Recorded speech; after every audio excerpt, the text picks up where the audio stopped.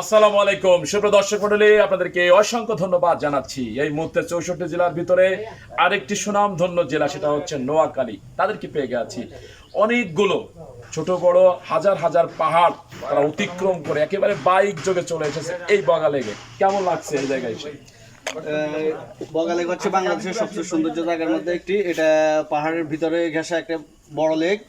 এই লেকের সৌন্দর্য আমি সাজেক থেকে অনেক ভালো পেয়েছি। এখানে মেঘের রাজ্য সাজেক বলা হয়, কিন্তু এটা সাজেকের চেয়ে আরো অনেক বেশি সুন্দর এই বগালেকটা। এক্স্যাক্টলি, আমিও সেটা মনে করি।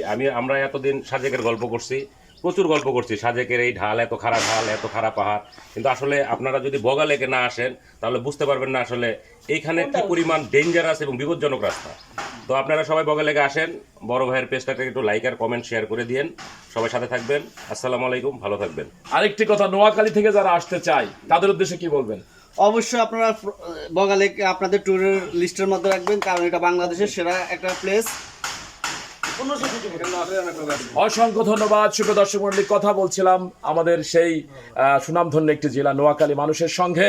আপনারা ভালো থাকবেন এবং সুস্থ থাকবেন।